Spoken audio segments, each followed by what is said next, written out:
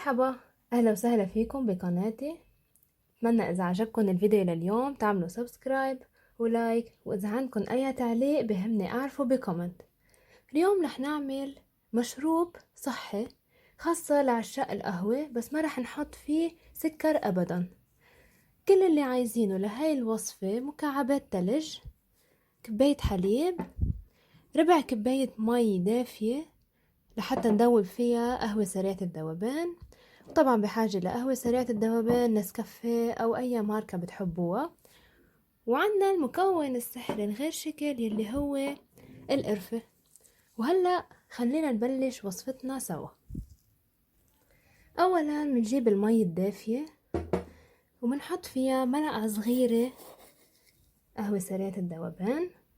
طبعا كمية قهوة سريعة الذوبان فينا نتحكم فيها حسب رغبتنا، ما في كمية معينة. في ناس ما كتير بوديها القهوة، فأنا حبيت ما كتر كتير، بس طبعا إذا بتحبوا ملعقتين أو ملعقة ونص ما في أي مشكل.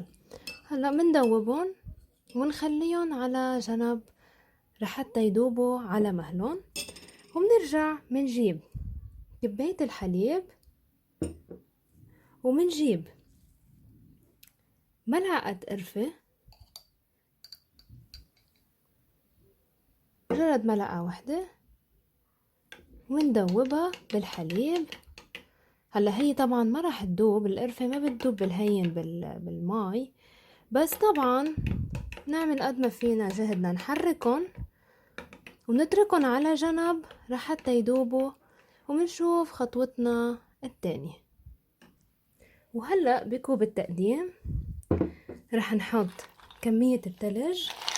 برجع بقلكن كمية التلج حسب ما نحنا منحب، ما في كمية معينة، وكمان حسب حجم الكوب اللي عنا.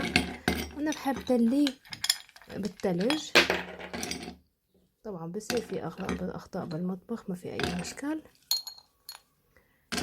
وهلأ بنحط الحليب يلي دوبنا معه القرفة،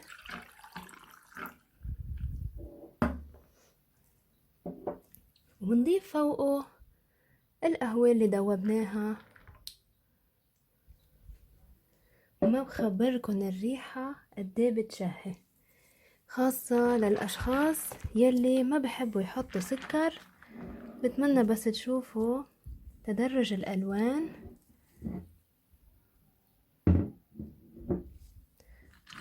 طبعا ما تعتلوا هم، هيدا كله بيتحرك وبيدوب. وبتمنى تكونوا استمتعتوا بهالمشروب مثل ما أنا بستمتع فيه دايما. وبنهاية الفيديو لليوم بتمنى تكونوا حبيتوه، بنصحكم تجربوه وتكتبوا لي رأيكم بكومنت. وإذا حبيتوا القناة بتمنى تشتركوا فيها، وبشوفكن أنا بوصفة بعد ألذ. ميرسي.